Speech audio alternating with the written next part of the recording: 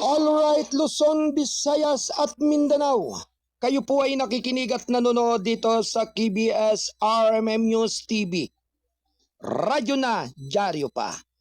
Sa ating palatuntunang gabay at patnubay. Dito sa Kasado Broadcasting Service. Ang responsabling mga mamamahayag. Ano man ang layat lingwahe mo basta't kayo ay Pilipino. Ito ang boses mo. At sa pangalan po ng ating station manager, Kuyang Alan Valenzuela Bordeos. At syempre naman mga kababayan, ito po ang abang lingkod ninyo, ang kuya ng lahat. Ang Mindorinyong Midnight Boy bagamat hindi ganong kagwapuan. Sigurado namang ito inyong maasahan, ang inyong Kuyang Arnold Acebeda Namuko. Dito sa ating palatuntunang gabay at patnubay. Dito sa ating impila ng KBS RMM News TV. Ito ay kasapi ng The United Multimedia International Press Corps. Aim to create hopes for the progress of good and continuing news dissemination.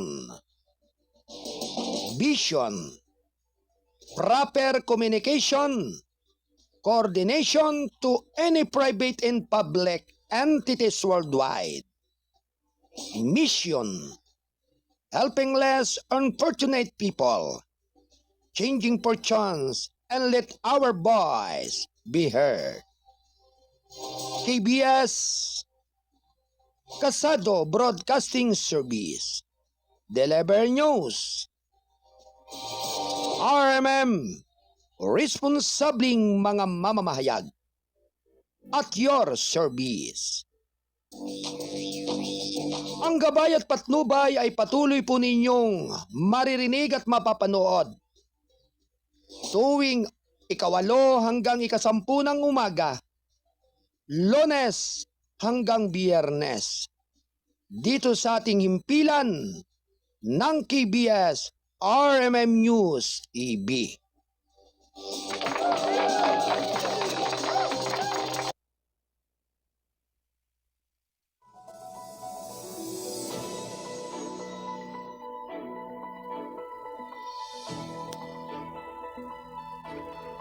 Gabay at patnubay. Palatuntunan ng bibigay inspirasyon, tatalakay sa iba-ibang pangyayari sa loob at labas ng ating bansa. Gagabay sa mga taong nangailangan ng patnubay sa kanilang mga suliranin sa buhay. At ngayon, narito ang inyong program host, ang Mindorinyong Midnight Boy, Kuyang Arnold Acebeda Namuko.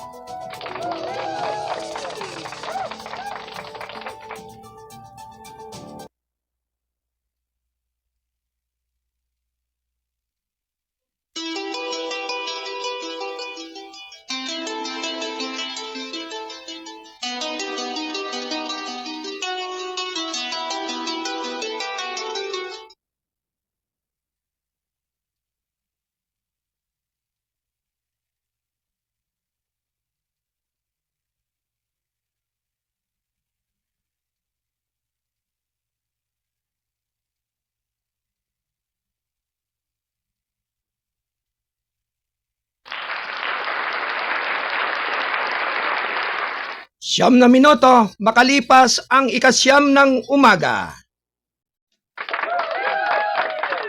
Ito'y hatid ng KBS RMM News. Radyo na, dyaryo pa.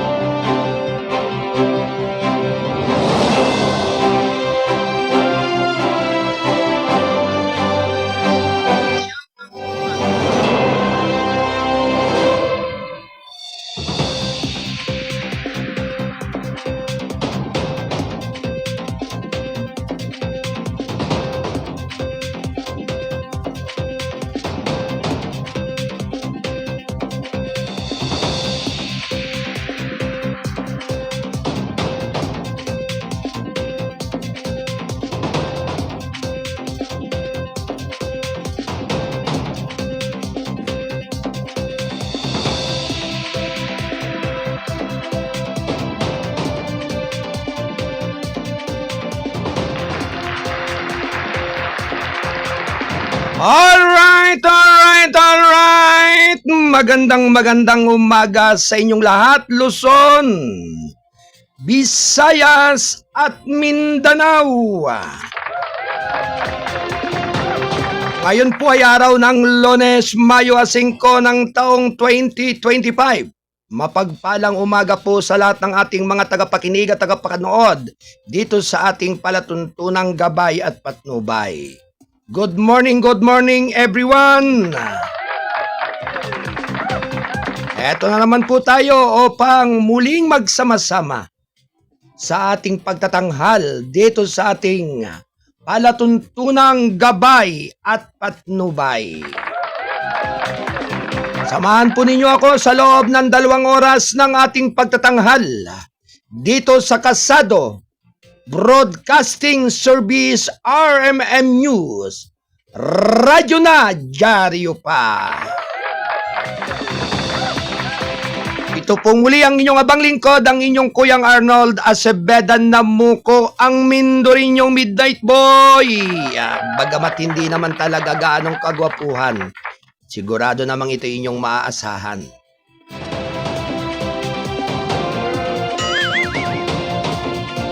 Magandang umaga sa lahat ng ating taga-subaybay. Lunes na naman po upang tayo ay maghatid ng mahalagang mga balita at impormasyon na nagaganap sa loob at labas ng ating bansa. At syempre sa pangalan po ng ating nasa Studio 1, ng ating station manager, Kuyang Alan Valenzuela Bordeños. Ganon din ang ating nasa Studio 3, bulwagan ng balita ni Kuyang Wayne Espeno Lawson. Ito pa rin po ang inyong abang lingkod dito sa Studio 1 sa ang inyong Kuyang Arnold Namuko. At syempre ang ating pong nakakasama dito sa ating Studio 1 sa ating technical site ay sina Ate Del Aldea Santos at Ate Rosemary Paderon. Magandang umaga po sa lahat ng ating mga kolumnista at writer ng Balitang Kasado. Panatiliin po lamang ang pagbabasa nito. National Newspaper. At syempre, punong-puno po ito ng mga balitaan na nangyayari sa loob at labas ng ating bansa. Hindi lamang po pang lokal, kundi pang international. Yan. At syempre sa ating mga magigiting na mga kasado patroller na naka-standby sa iba't ibang area ng ating kapuluan, dyan sa Kabisayan, sa Kamindanawan at maging dito man sa parte ng Luzon. Sa Mega Manila, nariyan si Kuyang Don Robert Ramero, Kasado Patrol 20, standby report. At sa ating Kasado Patrol Hagupit, dyan sa lungsod ng Pasig, si Kuyang Erman Patulot, Kasado Patrol 22. Si Kuyang Dan Torbeles ng Rizal, dyan sa Calabarzon area, Kasado Patrol 47, Kuyang Dan Torbeles. At syempre, yun din pong ating Kasado Patroller na nasa Quezon City, si Kuyang John Santusidad. Magandang umaga. Alright, standby report. Ganun din sa ating Kasado Patrol 60 dyan sa lugar ng Gingoog City sa Misamis, Oriental, Mindanao. Magandang umaga kay Kuyang Francimar Butlay. At ganun din sa ating Kasado Patrol 13 dyan sa General Santos City, dyan sa Mindanao, si Kuyang Chaplin Berry.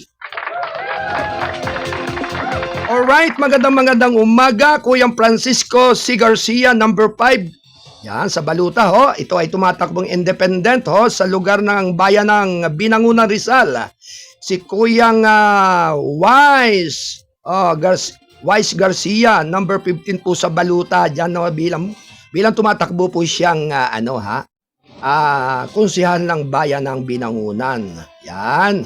Magandang umaga sa mga Garcia family dyan sa lugar ng bayan ng Binangunan. At ganoon din kay Sister Jean Cernan ng lungsod ng Calapan. Magandang umaga. Likewise kay Brother Mario Ramirez Biron. Magkakasama-sama na naman muli tayo dyan sa lugar ng chapel ng lungsod ng Calapan sa araw ng bukas. At syempre mamaya itutulak ng Metro Manila ang inyong abang lingkod upang dumalo sa unang Martes ang pagtitipo ng KPP. Magandang umaga po sa mga taga-KP pa Divine Healing. Mapagpalang umaga po sa inyong lahat dyan, no? At sa lahat po ng ating ding mga kasamahan sa Rizal Provincial Police Press Corps sa pangunguna ng ating butihing Pangulo na si Sergeant Major Kuyang Donato Bellones. Mapagpalang umaga, Sergeant Major Donato Bellones, ang Pangulo ng Rizal Provincial Police Press Corps. At syempre sa lahat din po natin mga kasamahan ng mga incorporator, BODs, yan, magandang umaga. At syempre binabati rin po natin ng magandang morning ang mga taga 2ID First Corps sa pangunguna po ng ating presidente na si Ate Pau de la Cruz Muhar. Magandang umaga, Ate Pau. Kamusta ka na? Nasa kondisyon na ba ang iyong kalusugan? At syempre birthday mo lamang, kaya happy birthday muli. Sa mga nakalipas na araw sa iyo, naway abutin ka pa ng daming birthday yan. At siyempre sa lahat po ng kasabi ng 2ID First Corps, magandang umaga po sa buong Calabarzon, Mimaropa at Mega Manila. Good morning kay Kuyang yan, gano'n din kay Kuyang Lola Eslita yung ating mekaniko yung ating electrical technician yan. At syempre, siya po ay isa sa atin sa kasado patroller na naka-deploy din at naka-monitor sa area na kung saan na yun po siya sa lugar po ng Buso-Buso ngayon dyan sa Antipolo City yan. Kaya magandang umaga rin kay Kuyang Ergie Ablasa, si Dato Ergie Ablasa ng Bukidnon, Mindanao. Mapagpalang araw po Kuyang Arnold. Maraming salamat Kuyang Ergie Ablasa ng Bukidnon Dato Ergie Ablasa, sa lahat po ng ating mga katutubo po dyan, lahat po ng mga kadatuan sa lugar ng Mindanao, magandang umaga po. At syempre, nais din po natin batiin ang ating Atibaip Fredelin Samaldani bilang tumatakbong mayor ng General Santos. Syempre, siya po ay nagmula sa lipi ng mga Blaan, yan, Blaan tribe. Kaya good luck sa iyo Ate Fredelin, at saka siyempre sa lahat po ng ating mga kababayan dyan sa General Santos. Si Ate Bai Fredelin ang siya ninyong magiging kinatawan o gabay ng lahat ng mga katutubong tribu sa lugar na iyan. Kaya naway pagpalain siya ng magandang kapalaran at makamtan niya ang magandang hinahangad para sa kinabukasan ng lahat ng ating mga katutubo dyan. Kaya sa pamagitan po ng kanyang lakas loob na pagkatawan bilang pagtakbo ng pagka-mayor ng lungsod ng General Santos, congratulations Ate Bai Fredelin Samaldani. At syempre, good morning din kay Ate Mari Lagutaw. Good morning po sa inyong lahat diyan at pagpalang umaga po ngayong araw ng Lunes. At syempre, tuloy-tuloy na po ang ating pagtatanghal sa unang bahagi ng ating palatuntunan ng gabay at patnubay.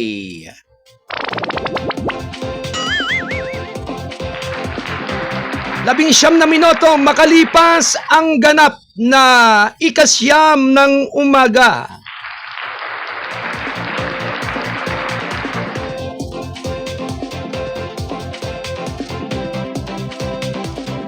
Anyway, sa lahat po ng ating mga autoridad dito sa ating bansang Pilipinas, magandang umaga po. Sa pangunguna po ng ating PNP Chief, General, yan, si General Marbil, yan, magandang umaga po. At ganoon din po sa ating spokesperson, Brigadier General Jean Pajardo. Kapagpalang umaga po sa inyong butihing tanggapan, ganoon din po kay Regional Director, Region 4B, Mimaropa, si Brigadier General Roger Quisada. Magandang umaga po sa inyong butihing tanggapan at lahat ng kapulisan ng Mimaropa. Likewise, ganoon din po sa Regional Director ng Region 4A Calabarzon sa butihing tanggapan ni Brigadier General Polkini Tuway Lucas. Magandang umaga po sa inyong lahat at sa ating Chief ng Public Information Office Calabarzon Region 4A na si Lieutenant Colonel Chitadel Gawiran. Magandang umaga po. At syempre, ganoon din po sa ating butihing Provincial Director ng Lalawigan ng Rizal, Colonel Felipe B. Maragon. Magandang umaga po. At sa lahat po ng kapulisan ng buong lalawigan dito sa Calabarzon area, sa Mimaropa area at Mega Manila. Magandang morning po sa inyo ngayong araw ng Lunes. Asing ko na po ng buwan ng Mayo, siyempre taong 2025. Aba? Oo, talagang lilimang araw na lamang at 25 midterm election. Kaya sa lahat po ng ating mga kandidato, sana huwag po kayong makalimot. Sa oras na kayo ay nakapisto na sa inyong mga hinangad na posisyon.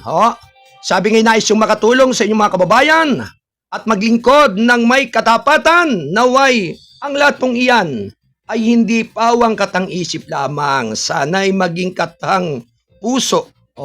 Ika ngay maisa puso at maging sa mga damdamin.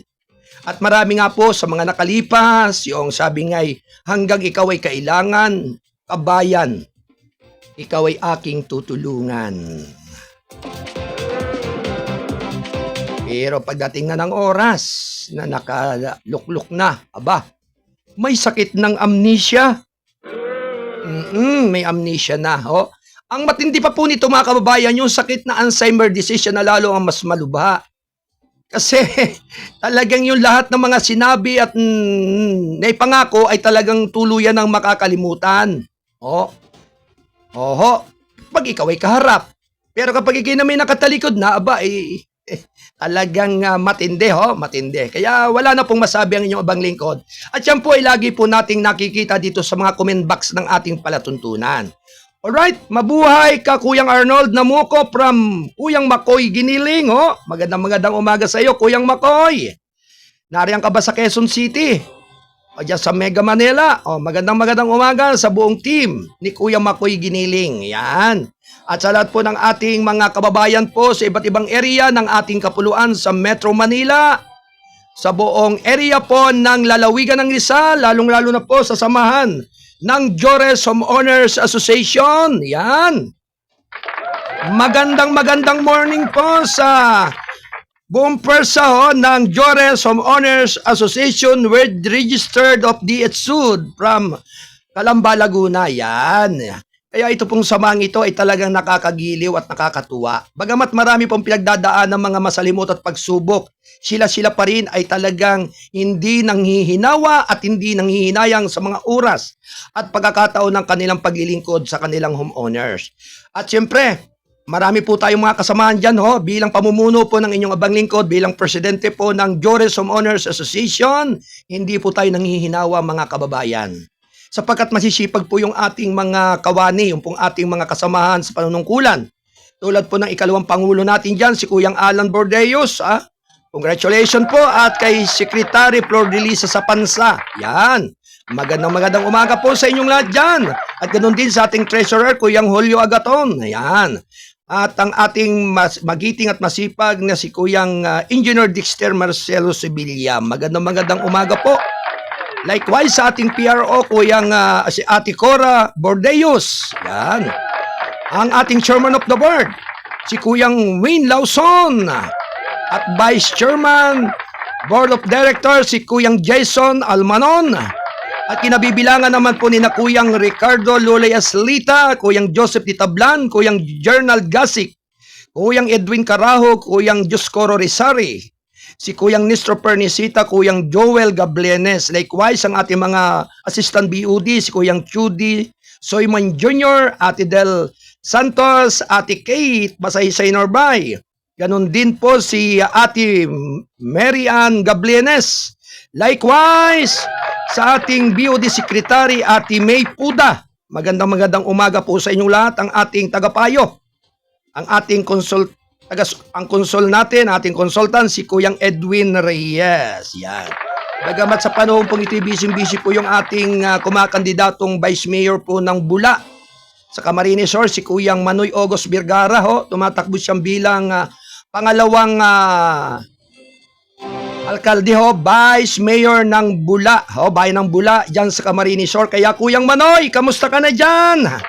Congratulations, naway makamtan mo ang iyong malinis na paglilingkod at nais mong ipatupad sa iyong mga kabayan dyan sa bayan ng Bula. Kaya good luck sa iyo Kuyang Manoy at naway makamtan mo yung magandang basbas ng mga bulawinyo, dyan sa Camarines Sur sapagkat sabi nga'y si Kuyang Manoy August Vergara po'y kasamahan po natin sa hanap buhay. Bilang media practitioner, siya po ay ating nakakapiling at nakakasama madalas. At siya po ay kasama rin po ng yung pong hospital on wheels. Yan, ika nga po sila ay naglilingkod sa lahat ng ating mga kababayan ng libre sa mga operasyon, no? Ang Hospital on Wheels na matagal na po niyang ginabayan at kasama sa pagbibigay ng mga libreng operasyon sa mga luslos, sa mga goiter. Yan, at ganoon din po sa iba't ibang uri ng bukol na sumisibol sa balat ng tao. Yan, talagang napakainam po at napakaganda po ng layunin ng team na ito. At yan po ay mga taga-lugar po ng ano ba ito, ng yan po yung mga espesyalista ng doktor, mga kasama niya, si Dr. Mendoza, Kaya naku po, ay talagang marami po tayong nasaksihan itong mga nakalipas na araw dyan po sa lungsod ng Antipulo, sa katedral po mismo ng Antipulo. At yan po mga inagandog po dyan ng libreng operasyon, halos daang-daang mga tao ang nakinabang, daang-daang mga pasyente.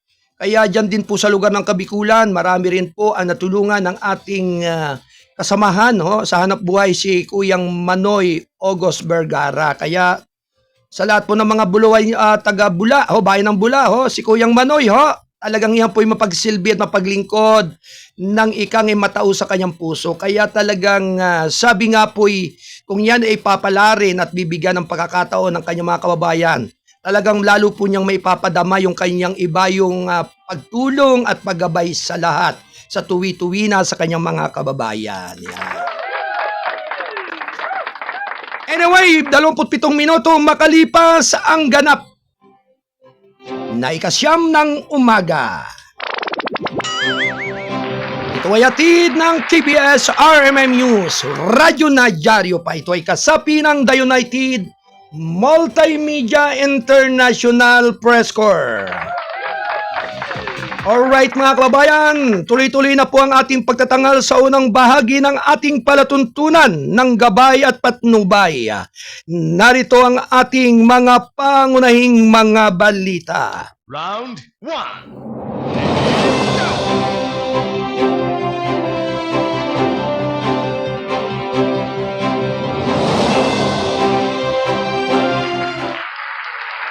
Samantala, patuloy na binabantayan ng DSWD ang sitwasyon sa pag-uwi ng mga evacuees sa Bulusan.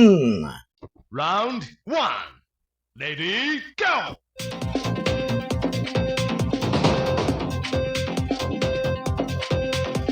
Patuloy na binabantayan ng Department of Social Welfare and Development ang sitwasyon ng mga evacuees sa Mount Bulusan na nakauwi na sa kanilang mga tahanan upang matiyak na maaari silang mamuhay ng normal matapos ang pagsabog, ayon sa isang opisyal na ahensya. Nitong Sabado, sa isang pahayag, sinabi ni Assistant Secretary Irene Dumblao ng DSWD's Disaster Response Management Group na isinara na ang 5 evacuation centers batay sa ulat ng ahensya. Alas 6 ng umaga, kabilang ang mga tauhan ng DSWD sa field office sa Bicol Region sa mga camp coordinator na tumulong sa pag-alis ng mga evacuees. Gayunpaman, ang tugon ng aming ahensya ay hindi tumitigil dito. Patuloy ang monitoring efforts, lalo na't mananatiling nasa alert level 1 ang Mount Bulusan, lalo na't nasa alert level 1 ani Dumblao. Mula ng pagsabog ang Mount Bulusan noong Abril 28, nakapagbigay na ang DSWD ng hindi bababa sa 22 milyong piso na humanitarian aid sa mga apektadong pamilya, partikular na sa lalawigan ng Sorsogon. Kabilang sa relief aid ang family food packs, mainit na pagkain, maiinom na tubig, iba pang non-food essential tulad ng kitchen, ang hygiene kits at water filtration units. Sinabi ni Dumblao na handa nang ang DSWD na maglabas ang mas maraming relief supplies kapag kinakailangan, kung saan ang DSWD 5 ay nagpapanatili ng higit pa sa 3 milyong pisong standby funds at ang mga FFP na non-food item na nagkakahalaga naman ng higit na 205 milyong piso. Nauna nang sinabi ni DSWD Secretary Rex Gatchalian na maaaring magbigay ng tulong pinansyal ang ahensya upang makatulong na matugunan ang iba't ibang pangangailangan ng kaligtasan ng mga apektadong pamilya, tulad ng pagbili ng mga gamot at iba pang pangangailangan sa pangangalagang pangkalusugan na hindi kasama sa kahon ng PODFAC. Kung kinakailangan, maaari ring tulungan ng DSWD ang mga apektadong populasyon sa pagkukunupuni ng kanilang mga nasirang bahay o pagsisimula ng kanilang kabuhayan. Ang Bicol Regional Office ng DSWD ay mananatiling nakikipag-ugnayan sa pamahalaang panlalawigan ng Sorsogon upang masubaybayan ang sitwasyon ng Mount Bulusan at matiyak ang mabilis na pagbibigay ng kinakailangang tulong, sabi ni Dumlao. 31 minuto makalipas ang ganap na ikasyam ng umaga.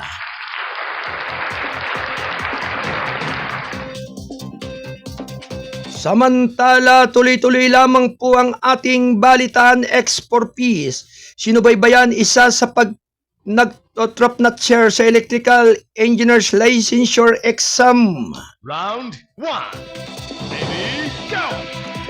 Ang Pantawid Pamilyang Pilipino program ng Department of Social Welfare and Development ay nagbunga ng isa pang top-notcher na licensure test para sa mga nagtapos sa electrical engineering. Si Mustafa Riscover Alimula sa Santa Cruz, Marinduque ay dating sinusubaybayan na anak ng purpose na nakakuha ng pangalawang pangkalatang pwesto sa Abril 2025 Licensure Examination for Electrical Engineering.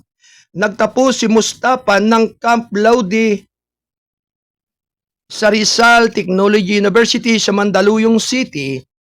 Nagpapaabot ng papuri ang DSWD kay Engineer Mustafa na siyang pinakabagong karagdagan na lumalaking listahan ng mga dating purpose monitoring children board. Top-notchers, ipinagmamalaki namin ang inyong mga nagawa at umaasa kami na ang inyong kwento ng kasipagan at determinasyon ay magbibigay naman ng inspirasyon sa mas maraming mga bata ng purpose na maabot ang kanilang mga pangarap, sabi ni DSWD Spokesperson Assistant Secretary Irene Dumlao. Sa isang pahayag noong Sabado, noong Abril, isang dating bata na sinubaybayan ng purpose ang nanguna rin sa Electronics Technician Licensure Examination, si JB Puentabella na nagmula naman sa Bacolod City ang nakakuha ng pinakamataas na score ng 95% mula sa 2,411 examinees. Ibinahagi niya ang unang pwesto kasama ang 4 na iba pa. Noong 2024, halos 40,000 dating benepisyaryo ng purpose ang naging board pass at 65 sa kanilang mga nanguna sa iba't ibang mga pagsusulit sa lisensya. Ang purpose ang National Poverty Reduction Strategy at Human Capital Investment Program ng gobyerno ng Pilipinas na ang DSWD ang nangungunang ahensya ang mga karapat-dapat na benepisyaryo ng sambayanan at ay may karapatang tumanggap ng cash grant basta't sumusunod ang mga kondisyon sa kalusugan, nutrition at edukasyon.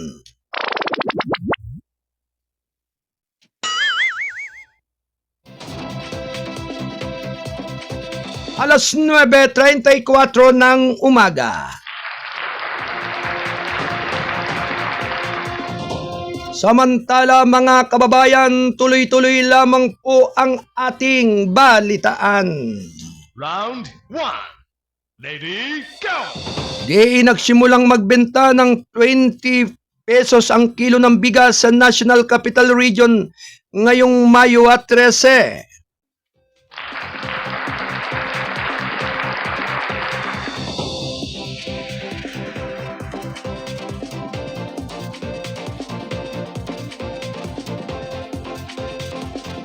Samantala, tinatayang 2 milyong individual mula sa vulnerable sector sa Metro Manila ang makikinabang sa 20 piso rice project pag muling nagbibenta ang Department of Agriculture ng pangunahing pagkain para sa maraming Pilipino sa Mayo 13. Isang araw matapos ang midterm poll, sinabi ni DA Assistant Secretary Genevieve Guevara sa Saturday News Forum sa Quezon City na nais nilang mapaglingkuran ang humigit kumulang na 400,000 pamilya sa National Capital Region na makikinabang sa programa. Target namin ang 400,000 pamilya sa Metro Manila para sa 20 piso ang rice program ng gobyerno.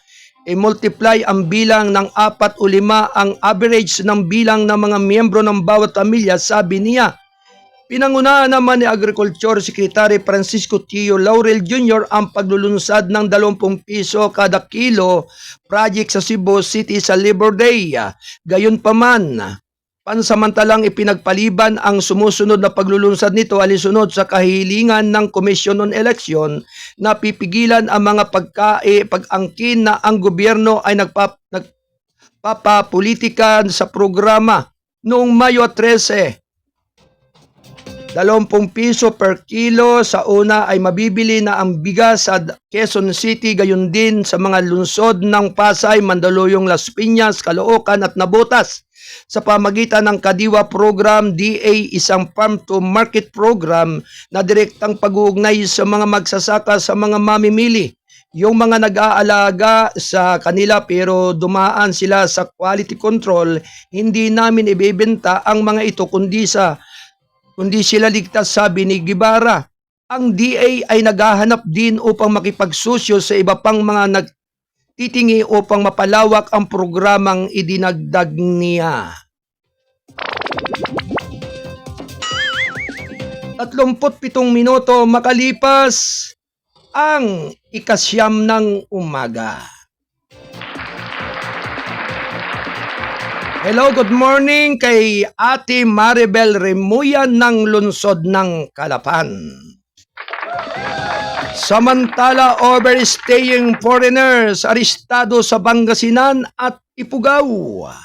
Round 1. Ready, go!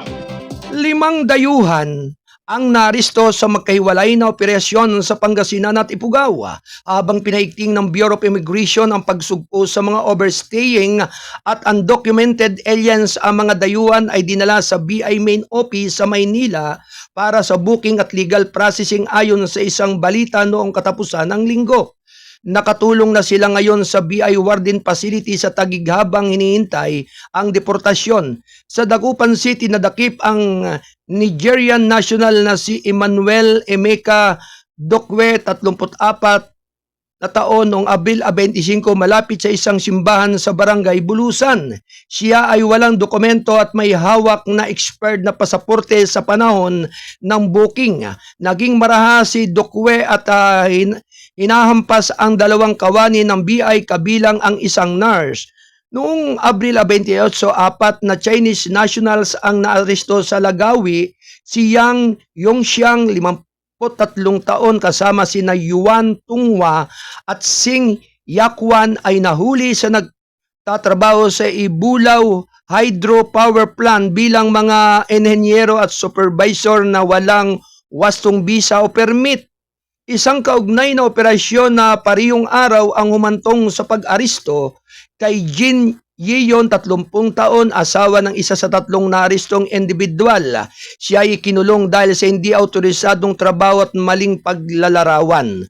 Pinuri ni BI Commissioner Joel Anthony Biado ang koordinatong pagsisikap ng mga ahensya ng pagpapatupad ng batas at binigyan diin ang pangako ng pamahalaan na ipatupad ang batas sa imigrasyon sa ilalim ng direktiba ni Pangulong Ferdinand Romualdez Marcos Jr. Alas 9:39 ng umaga. Samantala, tuloy-tuloy lamang po ang ating balitaan. Alyansa tinataya ang anti-trolling mission, muling pagbibisita sa batas ng libreng matrikula.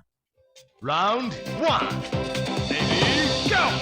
Samantala, nangako ang mga kandidato sa pagkasenador ng Alyansa para sa Bagong Pilipinas na suportahan nila ang mga hakbangin na magpipigil sa internet trolling, gayon din ang posibleng muling pagbisita sa Pre-Territory Education Act na sa isang press conference sa sidelines ng campaign rally ng partido sa Batangas City. Si Dabi ni ACT-CIS Representative Erwin Tulfo na nais niyang isama sa panukalang anti-disinformation o anti-fake news measure sa Kongreso ang probinsya tungkol sa online trolling. Binigyan diin ni Tulfo na malaki ang posibilidad na maimpluwensyahan ng trolling ang mga mambabatas lalo na sa lumalaking pag-asa ng mga Pilipino sa social media sa halip na may mainstream media. Binanggit niya ang kaso ng Makati-based firm na Infinite US Marketing Solutions Incorporated na nalink sa umano'y mga operasyon ng trolling na suportado sa China upang makialam sa paparating na kahalalan sa Mayo 20, 2025 na nagsasabing binigyang diin ito ang pangangailangan na tiyakin ang mga lumalabag ay nahaharap sa mas maigpit na parusa. Kailangan siguraduhin natin ng batas na trolling na yan ang much more kagaya nung ginawa sa kumpanya na yan na ang purpose ay pabagsakin ang gobyerno. Dapat talaga mabigat na parusa, sabi niya.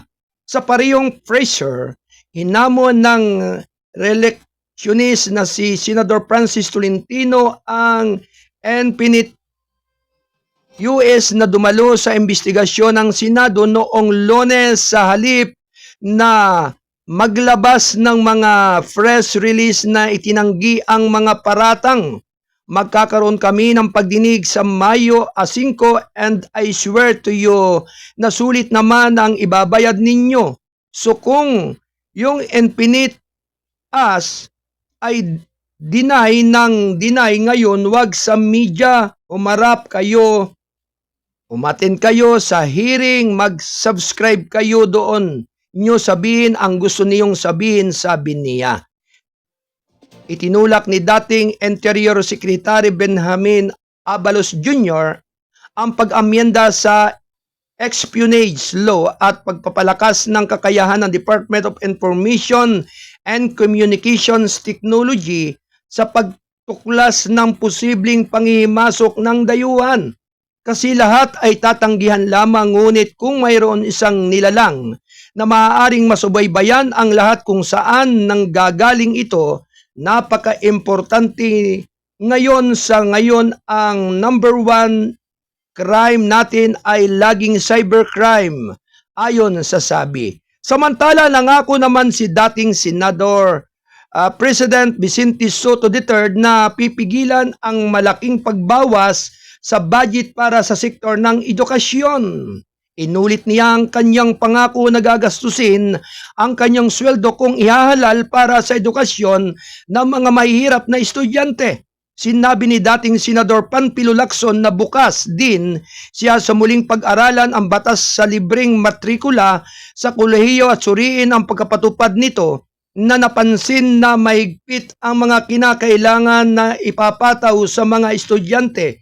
Sa loob ng Batangas, nangako ang alyansang senatorial state ng malakas na suporta sa micro, small and medium enterprises, gayon din sa paglago ng ekonomiya, turismo at plano ng pagtatayo ng release sa lalawigan. 44 na minuto makalipas ang ganap na 9 ng umaga.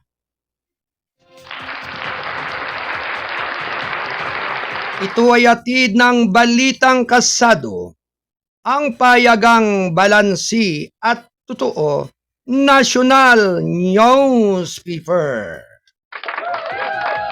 At syempre, dumako muna po tayo sa magkakasunod na pag-uulat ng ating Kasado Patroller na naririyan po sa iba't ibang area ng ating kapuluan. Lalong-lalo na po dyan sa area po ng Calabarzon, Mega Manila. Nandyan po, unahin po natin si Kuyang Dan Torbeles, ang ating Kasado Patrol 47. Alright, Kuyang Dantor, standby report.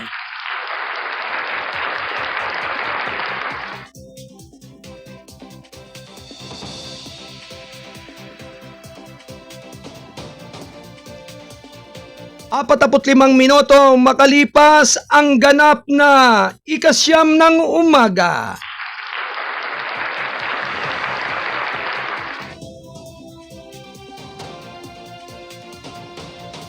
Alright mga kababayan,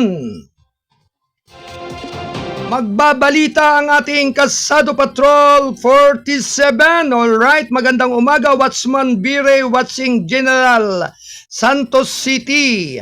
Mula kay Chaplain Bire sa ating Kasado Patrol 13, magandang umaga po sa inyong lahat dyan. Seriya at lugar ng General Santos City. Ayan. Lalong-lalo na po sa ating tumatakbo ng pagka-mayor na si Ate Fredeline Samaldani. Yan, good luck po sa inyong mabuting layunin. Naway makamtan po ang masaganang blessing ng ating mga taga General Santos, partikular na po ang ating mga Blaan tribe. Alright? Oyang Dantor Beres, standby report.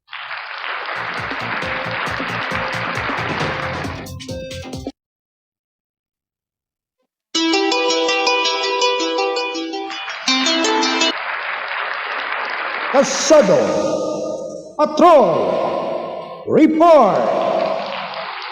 Alright, nasa linya ang ating Kasado Patrol 47, Kuyang Dantor Beles, upang magatid ng mahalagang balita. Ito po mga kababayan ay may kinalaman po sa nanloob ng convenience store sa Teresa Rizal. Suspect arestado ng Teresa Rizal Police Calabuso.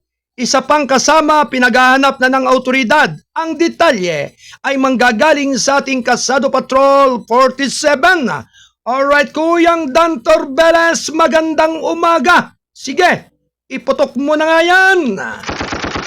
Yes, magandang umaga po yung Arnold at Kuyang Alan. Sa lahat na tagapakinig sa araw ng Lunes na aresto na PNP. Ang isa sa dalawa suspect sa panluloob sa isang convenience store sa may barangay San Gabriel, Bayan ng Teresa, sa Rizal. Sa naturang panluloob, batay sa report ng Teresa Rizal Police, nangyari ang naturang panluloob kung alas 2 ng madaling araw. Ay kinilala ng Teresa Rizal PNP ang suspect na si alias Jeff, 29 anyos, construction workers, residente ito ng bayan naman ng Pililla sa Rizal. Mukhang dumayo pa itong suspect na ito. Siguro matindi ng pangangailangan. Grabe. Sa suspect dahil sa CCTV camera footage na naturang convenience store na nakatingin doon sa loob na umano ay nagnanakaw ng mga nasa loob ng store na mga gamit o anumang pwede nakawin umano na naging dahilan at tumawag ng mga pulis upang agad na maaresto naman ang suspect. Kaya ito ay kinasuhan na ito ng management ng convenience store ang suspect at nakatulong na ito sa Teresa Rizal Police SB. Habang nagsasagawa naman ang mga autoridad ng Teresa Police ng follow-up operation sa pag-aresto naman sa isang suspect sa itong kasama nito na nakakatakas pa o nakakalaya pa. Mula kung si Kasado Patrol 47, Dantor Beles, News TV. Alright, maraming salamat sa pagulat ng ating Kasado Patrol 47, Kuyang Dantor Beles. Alright, Kuyang Dan, thank you. 49 na minuto, makalipas ang ikasyam ng umaga. Ito ay hatid ng balitang Kasado, ang payagang balansi at totoo National Newspaper. Alright, puntahan po naman natin ang pagulat ng ating Kasado Patrol mula naman sa National Capital Region. Alright, Kuyang Don Robert Ramero, standby report.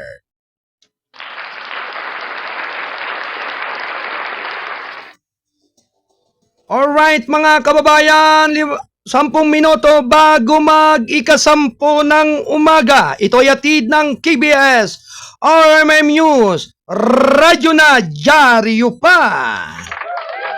Alright, isunod po naman natin ang pagulat ng ating Kalsado Patrol 20. Kuyang Don Robert, standby report.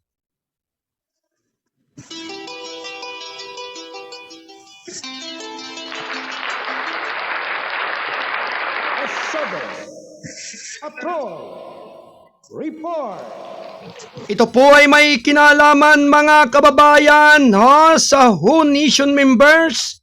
Nagkasundo sa paghahanda sa panibagong pandemya sa kabila ng pag-alis ng Estados Unidos bilang miyembro. Alright, ang detalye ay magmumula sa ating Kalsado Patrol 20 mula sa National Capital Region.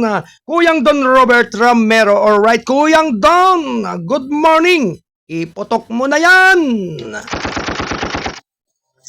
Yes, Kuyang Arnold, mga kaibigan, nagkasundo nga ang mga miyembro ng World Health Organization bilang paghahanda sa posibilidad ng pagsulpot ng isa pang pandemya pagkatapos ng COVID-19. Ang kasunduan ay naglalayong palakasin ang handaan ng mundo laban sa bagong pathogen.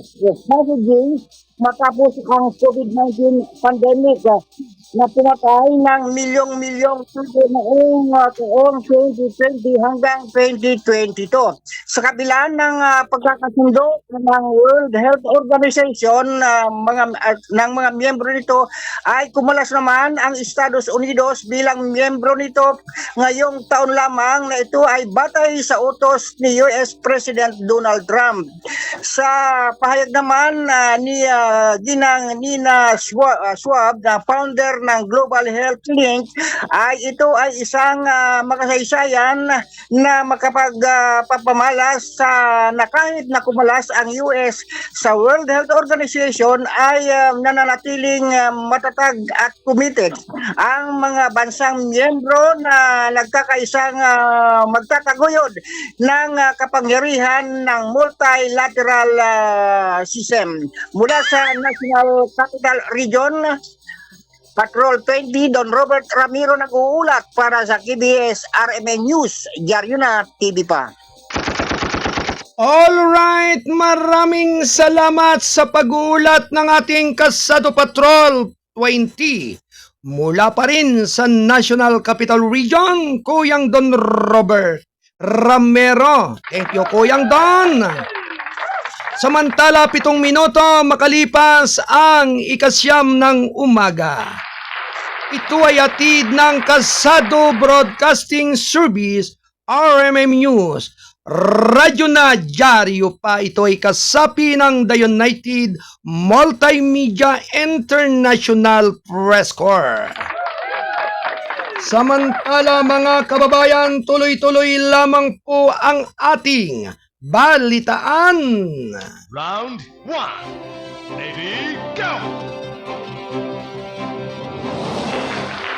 Tolentino nais ng COC na suportado ng angklos sa South China Sea.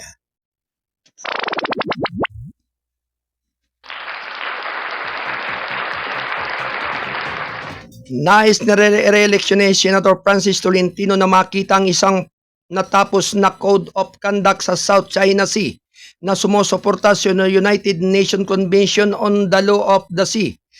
At sa 2016 Arbitral Award, ang China ang Association of Southeast Asian Nation na nakipag-usap para sa isang substantibong COC na magsisilbing isang hanay ng mga patakaran o pamahalaan ang tensyon sa pagitan ng mga nag-aangkin sa estado na pinagtatalunan na sea lane.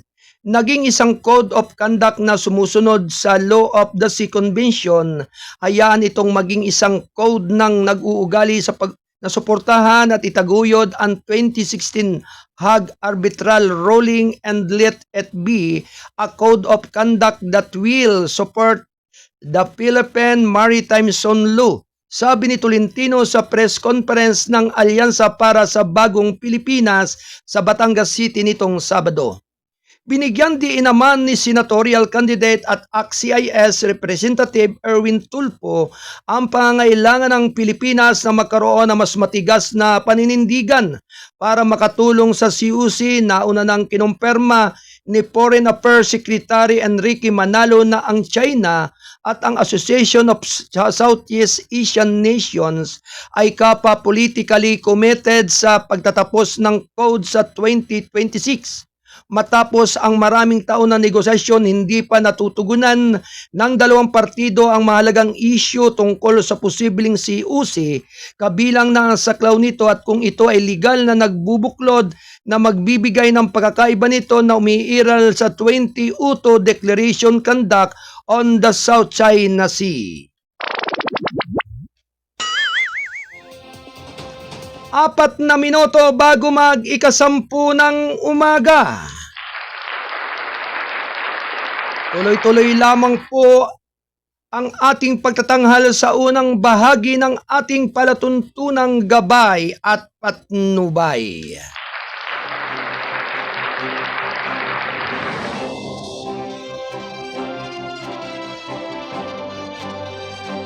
Samantala, NNIC i-clear ang 27 abandonadong sasakyang pangimpapawid sa NAIA para sa kaligtasan at kahusayan. Round 1. Ready, go! Sinimula ng New NAIA Infra Corporation ang proseso ng paglilinis ng 27 abandonadong sasakyang pangimpapawid na matatagpuan sa General Aviation Area ng Ninoy Aquino International Airport. Bahagi ng pagsisikap na mapahusay ang kaligtasan ni streamline ang airside at mas mahusay na paggamit ang limitadong espasyo. Ang ilan sa mga sasakyang panghimpapawid ay nananatiling idle sa loob ng maraming taon sa kabila ng mga nakaraang pagtatangka na lutasin ang isyo, sinabi ng NNIC sa isang balita noong Sabado.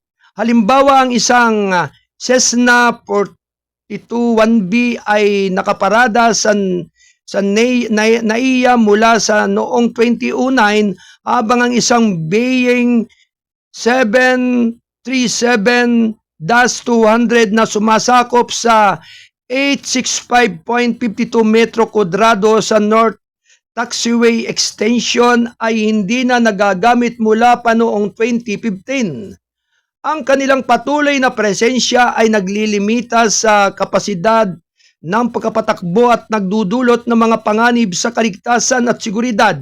Sabi ng pamamahala na NNIC, ang pag-clear ng mga sasakyang pangimpapawid na ito ay nagpapalaya ng espasyo na kritikal sa pagpapabuti ng paradahan ng sasakyang panghimpapawid at paggalaw ng lupa, lalo na habang ang NAIA ay patuloy na nakakaranas ng paglago sa trapiko. Mula nang kunin ang mga operasyon ng paliparan noong Setyembre 2025, ang NNIC ay nakikipagtulungan ng malapit sa mga stakeholders upang gawing makabago ang mga pasilidad at matugunan ang mga matagal ng hadlang bilang bahagi ng mga nagsisikap na ito. Tinukoy ng NNIC sa pagkikipag-ugnayan sa Civil Aviation Authority of the Philippines at Manila International Airport Authority ang mga inabandonang sasakyang panghimpapawid at naglabas naman ng formal na abiso sa mga kani-kanilang mga may-ari o autorisadong kinatawan.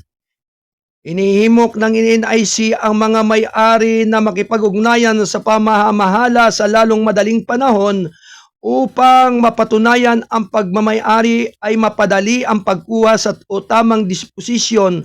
Kung walang aksyon na ginawa, ipagpatuloy ng NNIC ang pag-alis at pagtatapon alinsunod sa mga naaangkop na batas at regulasyon.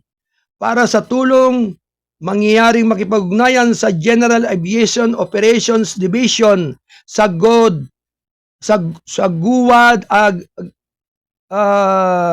gaod.nyoneia.com.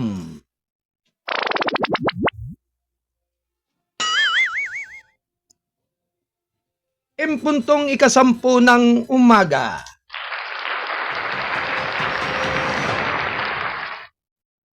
Ito ay hatid ng KBS RMM News. Radyo na, dyaryo pa. Samantala, Balikatan 2025 PS-US troops nag-simulate counter-landing sa Apari. Round 1. Ready, go! Ipinakita ng ang forces of the Philippines sa napakipagtulungan ng mga pwersa ng Estados Unidos ang synchronized firepower at mabilis na pagtugon sa pagsasagawa nila ng high-intensity counter-landing at live-fire exercise sa Barangay Dudan, Apari, Cagayan noong Sabado. Isang mahalagang kaganapan sa ilalim ng exercise Balikatan 40-25 ang drill, simulation at naka-highlight sa pagtuklas ng isang amphibious task group na kumakatawan sa isang pwersa ng banta na nagtatangkang lumapag sa hilagang baybayin. Sa mabilis na pagtugon, nagsagawa ang koordinadong counter-landing operation ang magkasanib na pwersa ng Pilipinas at US upang pigilan ang mga ito na magtatag ng isang foothold na sa lugar na pagpapakita sa pinagsamang lakas at tuloy-tuloy na interoperability. Ang Philippine Army at ang Philippine Maritime Corps ay nagpakilos ng isang matatag na hanay ng mga ari-arian kabilang na ang Sabra Battle Tanks, Light Armored Vehicles, Atmos 155mm self-propelled howitzer at karagdagang firepower mula sa 105mm howitzers. Ang mga advanced na sistema ng pagtarget tulad ng smart shooter at mga elemento ng maniobra ng infantry ay lalong nagpapalakas sa pagdugon sa pagtatanggol.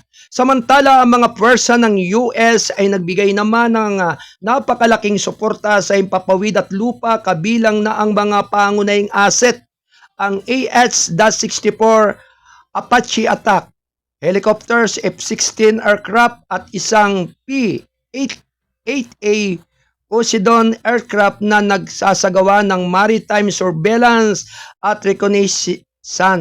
Nagbigay din sila ng real-time na nagtarget sa pamagitan ng mga cutting-edge kawing at sensing system na may direktang suporta sa maliit na armas. Kabilang sa mga kalahok na unit ng Pilipinas ang Philippine Maritime Corps, Philippine Army Special Operations Command, Marine Reservists at Philippine Air Force na nakikipagtulungan sa mga katapat mula sa US Marine Corps, US Army, mga unit ng artilleria at mga SEAF team.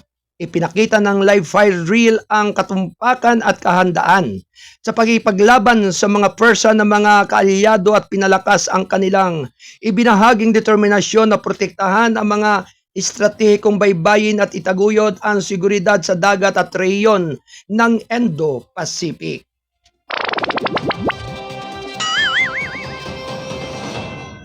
Alas 10:04 ng umaga, ito yatid ng balitang kasado ang pahayagang balanse at totoo.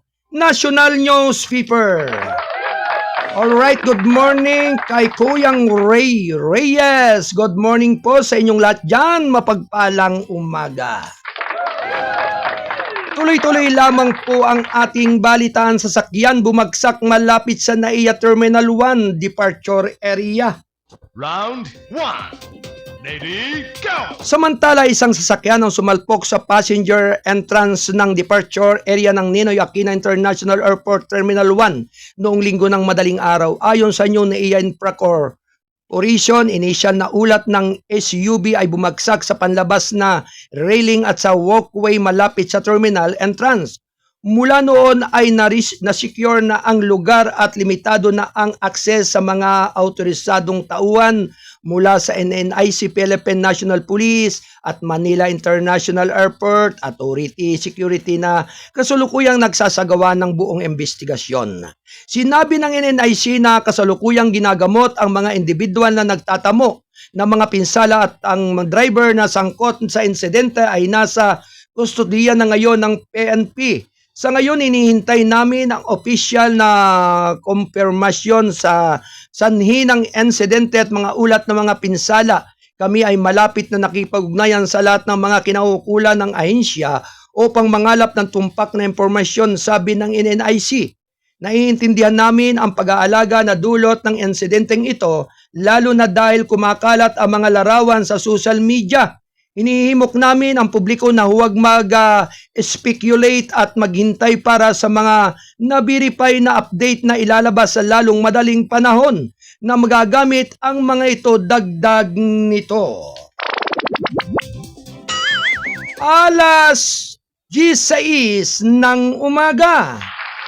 Ito ay atid ng Balitang Kasado, ang pahayagang balansi at totoo. National Newspaper. Tayo po ay nasa ikalawang bahagi ng ating pagtatanghal ng ating palatuntunang gabay at patnubay dito sa Kasado Broadcasting Service, RMM News.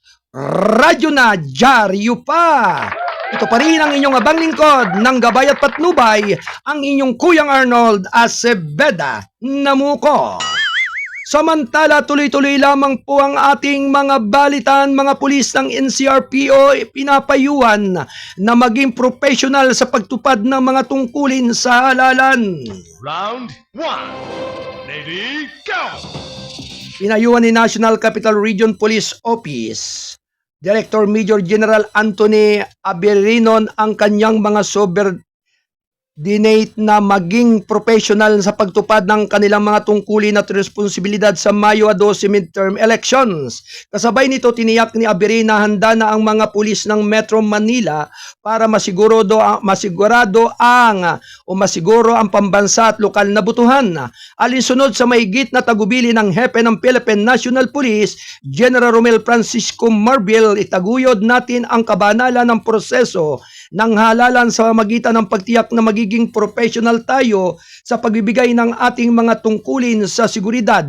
Sabi pa rin ni Abiren sa isang pahayag nitong katapusan ng linggo, bigyan natin ang mga tao ng isang kapaligiran kung saan maaari nilang gamitin ang kanilang karapatan sa pagbuto ng malaya, ng walang takot, impluwensya at pananakot. Aniya, ang presensya ng pulisya ng mga lugar na butuhan ay dapat sumalamin hindi lamang sa otoridad ng PNP kundi pati na rin sa pag-asa ng publiko para sa isang makatarungan, dapat at mapayapang halalan. Noong Biyernes, sinabi ni Marbil na ang buong PNP ay nasa full alert status mula Mayo 3 hanggang Mayo 15 upang masiguro ang halalan sa ilalim ng full alert status. Hindi pinapayagan ang mga pulis na mag-leave para matiyak ang sapat na deployment. Pinalalahanan ni Aberen ang NCRPO ng 5 alituntunin, obserbahan ang mga pangunahing kaalaman sa pag-iwas at solusyon sa krimen. Maigpit na pagsunod sa mga pamamaraan ng operasyon ng pulisya, piling gawin ang tama kahit na sa mga mahihirap na sitwasyon. Iwasan ang anumang uri ng ingat o illegal na aktibidad anuman ang kalagayan sa pamagitan ng pananampalataya at paglapit sa Diyos. Ang mga gawain ay ginagabayan ng pananampalataya, sinabi ni Aberen, na ang maling pag-uugali at irregularidad ay hindi kinukonsente na at parurusahan ng gusto batay sa ebidensya. 9 na minuto makalipas ang ganap na ikasampo ng umaga. Ito ay atid ng Kasado Broadcasting Service, RMM News, Radyo na Dyaryo pa. Magandang umaga po Kuyang Arnold, mapagpalang umaga Brother Virgilio Francisco from Antique. Magandang umaga po sa inyong lahat dyan sa lalawigan ng Antique. sa pamilya Francisco kay Brother Berhel. Yan. Good morning everyone. Government, pinalawak ang pwersa ng pagtugon sa lindol. Round 1. Tuloy-tuloy lamang po ang ating balitan. Pinaigting ng gobyerno ang mga pagsisikap nito sa paghanda sa lindol sa pamagitan ng pagpapalawak na pool ng mga sinanay na emergency responders sa pag-asa ng posibleng magnitude 7.2 na pagyanig sa kahabaan ng West Valley Fault. Binigyang diin ni Office of the Civil Defense Chief Undersecretary Ariel Nepomuceno ang kagyat na pangangailangan na maghanda para sa tinaguriang biguan na magbababala ang mga eksperto na maaaring makapekto ng gusto sa Metro Manila. Kailangan natin maganda ngayon, sabi niya first quarter 2025 town hall ng Security Bank noong Sabado. Ang pinaka-epektibong paraan upang isave ang mga buhay ay upang simulan ang paghahanda ngayon.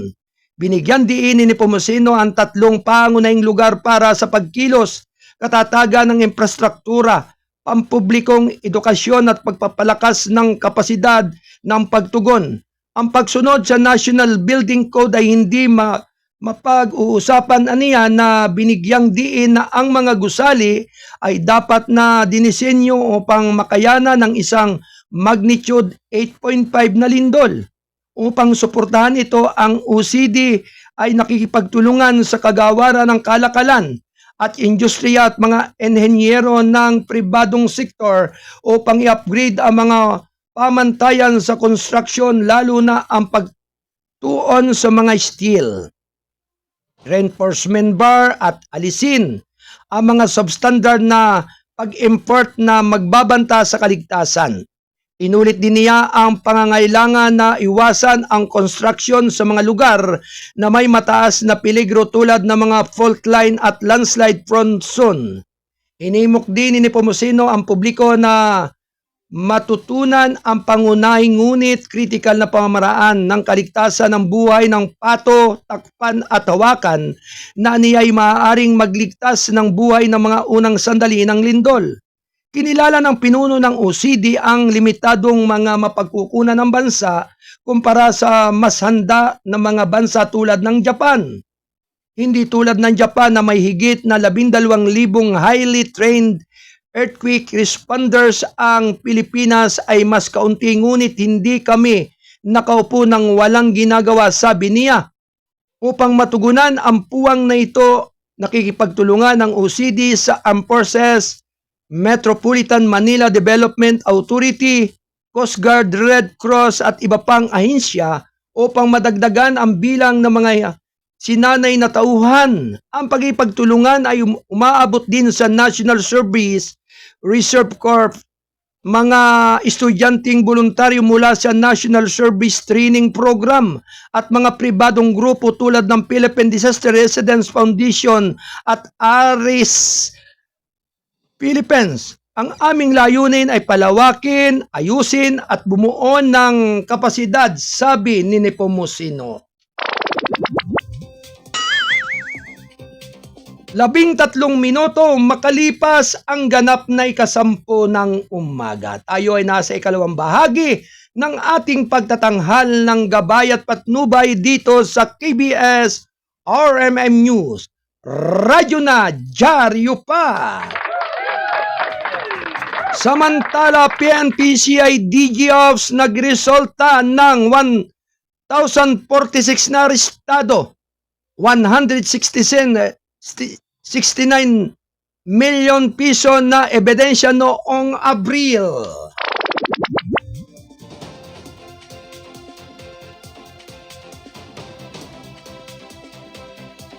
Samantala, tuloy-tuloy lamang po ang ating balita ng walang humpay na kumpanya ng gobyerno laban sa lahat ng anyo ng kriminalidad ay nagresulta sa pag-aresto sa 1,046 individual na kumpiska ng 169.5 milyong pisong halaga ng ebidensya noong Abril, sinabi ng Philippine National Police Criminal Investigation and Detention Group noong Linggo.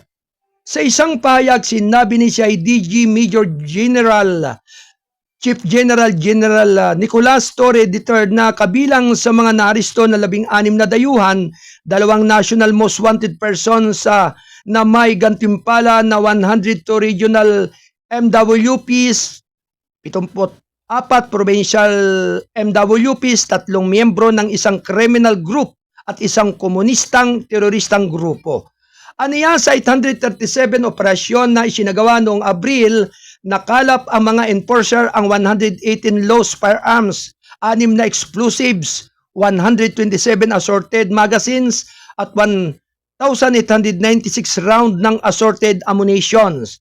Sinabi ni Torre sa 110 reklamong kriminal o 110 isinampa sa National Prosecution Service. Pinuri niya na ang CIDG para sa paggawa ng bansa ng isang mas mahusay na lugar upang nirahan at magnegosyo. Sinabi ni Torre na mananatiling walang humpay ang CIDG sa paglaban sa lahat ng anyo ng kriminalidad at matatag na pagpapatupad ng mga batas ng walang takot o pabor. 16 na minuto makalipas ang ganap na 10:00 ng umaga. Ito ay atid ng KBS RMM News, radyo na dyaryo pa.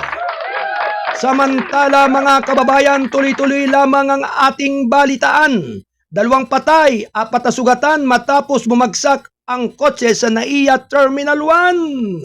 Round 1. Ready, go! Patay ang 2 katao kabilang ang isang 5 anyos na batang babae matapos sumalpok sa isang sports utility vehicle sa pasukan ng departure area ng Ninoy Aquino International Airport Terminal 1 sa Parañaque City noong Linggo. Ayon sa Philippine National Police Aviation Security Group, dakong 8:00 ng umaga nang paalis na sana ang itim na Pod Everest na departure area matapos ibaba ang isang pasahero. Sinabi ng driver na nasimulan niya ang kanyang sasakyan, biglang dumaan ang isang sedan sa harapan na naging sanhi ng pagkalimot niyang ilipat ang kanyang paa sa pedal ng preno na nagresulta sa pagbangga ng kanyang sasakyan sa mga pasahero sa pasukan. Dagdag ng ulat, ang isa pang nasawi ay isang 28 anyos na lalaki, 3 sa mga nasugatan, edad 55, 34 na taon at 4 na taon na dinala sa San Juan de Dios Hospital sa Pasay City. Sinabi ng Department of Transportation na ang initial na pagsusuri sa CCTV footage ay nagpapaywatig na walang planong magdulot ng pinsala ang mga pasahero ng NAIA. Ayon pa rin kay sa DOTR Secretary Benz Binson, mabilis na rumisponde ang mga emergency team ng insidente na makatulong sa pag-secure ng lugar sa pagtitiyak ng kaligtasan ng iba pang mga pasahero. Hindi ito sinasadya, nakita namin sa video na kasama niya ang isang paalis na pasahero bago ang insidenteng ito.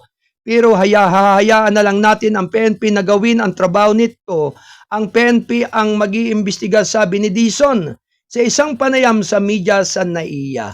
Ang driver ay sasailalim sa mandatory drug testing at kailangan din nating tingnan ang iba pang mga anggulo ng CCTV footage, kaya hintayin natin yan.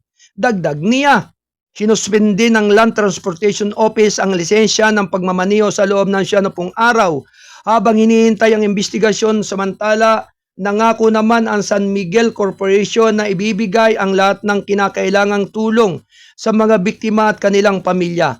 Umapila si Dizon sa publiko na igalang ang pamilya ng mga biktima at iwasan ang pagbabahagi ng mga larawan o video.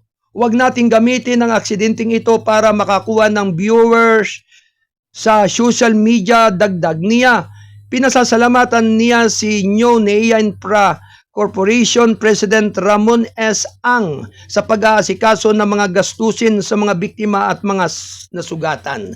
Sinabi ng NNIC ang pribadong operator ng NAIA na nakikipagtulungan nila sila sa mga autoridad sa investigasyon.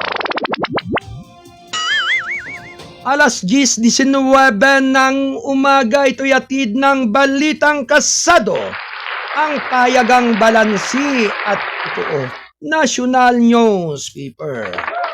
At tuloy-tuloy lamang po ang ating balitaan. Benguet Congressional Bet naharap sa DQ dahil sa umano'y paggamit ng government resources.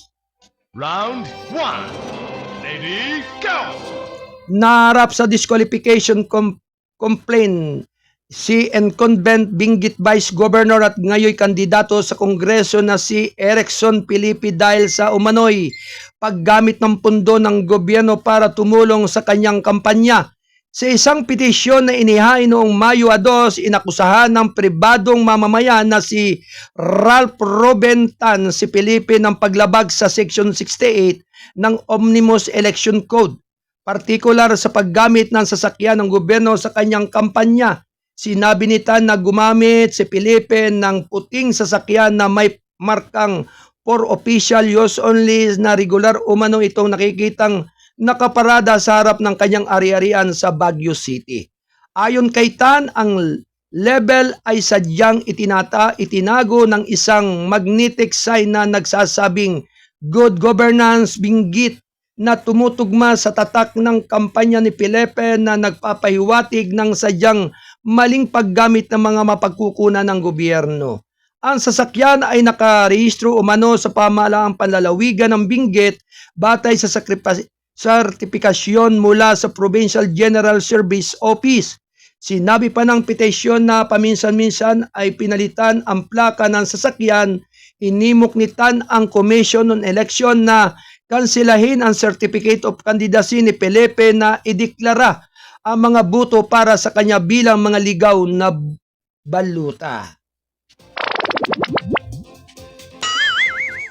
21 minuto makalipas ang 10:00 ng umaga. Tayo po ay nais ikalawang bahagi ng ating pagtatanghal ng gabay at patnubay dito sa KBS RMM News, Radyo na Dyaryo Pa. Samantala, mga sundalo maaaring magsilbing last resort bilang poll workers ayon sa COMELEC. Round 1. Ready, go! Ang mga opisyal ng Armed Forces of the Philippines ay maaaring tawagin upang maglingkod bilang mga miyembro ng Special Electoral Board sa halalan sa Mayo 12 kung walang iba pang mga pwersang pansiguridad. Sinabi ng Commission on Elections noong linggo na sa Resolution number 11-13-5 pinahintulutan ng COMELEC and Bank ang mga miyembro ng AFP na kumilos bilang mga miyembro ng SEB bilang last resort at may paunang pahintulot mula sa AFP Chief of Staff. Gayunman, binibigyan pa rin ng prioridad ang deployment ng SEB sa mga sinanay na opisyal mula sa Philippine National Police. Sinabi ni COMELEC Chairman George Garcia na noong una ay humingi sila ng 4,000 opisyal mula sa PNP, ngunit mula noon ay sinanay ng pulisya ang mahigit 9,000 para sa posibleng mga tungkulin sa halalan. Ang PNP ay makapagsasanay at makapaghanda ng 9,000 miyembro na higit sa doble ng aming hiniling na bilang, sabi niya sa isang panayam. Sa ilalim ng mga lituntunin ng COMELEC, ang mga tauhan ng PNP o AFP ay maaaring i-deploy sa araw ng halalan kung ang sitwasyon ng kapayapaan, kaayusan sa lugar ay nangangailangan ng kanilang deployment ayon sa pagpapasya ng komisyon o kung saan ang mga kondisyon ng kapayapaan at kaayusan ay nangangailangan ng naturang aksyon. Kabilang dito ang mga lugar na tag na pula na mga lugar na inaalaala sa halalan o ang mga nasa ilalim ng kontrol ng COMELEC. Ang mga tauhan na nagsisilbi ay makakatanggap ng honoraria na 12,000 pesos para sa SEB chairpersons at 11,000 pesos naman para sa mga miyembro kasama ang minimum na 5 araw na serbisyo sa leave credit. 24 na minuto makalipas ang 10:00 ng umaga. Ito ay hatid ng KBS RMM News, Radyo na Dyaryo Pa. Dumapo muna po tayo mga kababayan sa balitang probinsya. Samar Amnesty Board inaprubahan ang 30 aplikasyon mula sa dating rebelde. Round 1. Ready, go! Hindi bababa sa 30 aplikasyon para sa amnestiya ang inendorso ng Local Amnesty Board sa Katbalugan City, Samar para sa resolusyon ng pambansang pamahalaan. Ito ay bunga ng patuloy na pagpupulong ng kaso ng mga miyembro ng LAB Katbalugan mula sa iba pang ahensya mula noong nakaraang taon. Ang mga inendorsong resolusyon ng LAB ay ipapasa sa National Amnesty Commission Executive Committee bago ang final na resolusyon ng NBank. Ang mga resolusyon ay isinumiti sa Office of the President. Tanging ang Pangulo ng Republika ng Pilipinas ang may otoridad na magbigay o tanggihan ang amnestiya, sabi ng LAB Katbalugan sa isang pahayag noong Biyernes.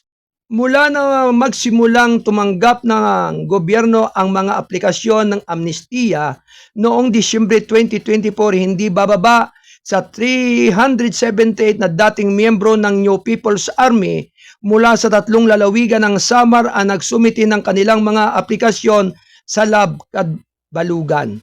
Kabilang na sa mga miyembro ng LAB Katbalugan sina Samar Provincial Police Office Director Colonel Eric Antonito Mendoza Goldamir Tabaw na kumakatawan kay LAB Chairperson Governor Sherry Ann Tan, Regional Prosecutor Erwin Maraya, Provincial Prosecutor Los Lampasa sa kumakatawan sa Department of Justice, National Prosecution Service Army, 8th Officers Brigade Deputy Brigade Commander Colonel Carmelito Pangatungan at mga abogado mula sa Public Attorney's Office. Sa pamagitan naman ng amnestiya, binigyan ng gobyerno ang mga dating rebelde sa pagkakataon na mapabuti ang kanilang buhay ayon sa NAC. Ang mga krimen na inuri bilang mga gawain ng paghihimagsik ay napapailalim sa saklaw ng amnestiya habang ang mga pribadong pagkakasala tulad ng gahasa ay hindi kasama. Sa ilalim ng Proclamation 404 ni Pangulong Ferdinand Romualdez Marcos Jr. na kilala rin bilang amnesty program ang mga dating miyembro at kasalukuyang miyembro ng mga komunistang insurhente ay may hanggang Marso 14, 2026 para magsumiti ng kanilang mga aplikasyon. Ang programa ay hindi lamang sa mga rebelding BHP kundi sumasaklaw sa mga kasapi ng Partidong Komunista ng Pilipinas at National Democratic Front. 27 minuto makalipas ang 10 ng umaga.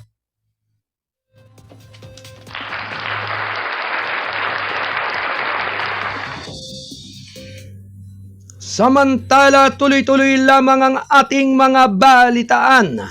Mga tropa ng hukbong na ipinadala upang suportahan ang pulisya ng Nueva Ecija para sa mga butuhan sa Mayo 12.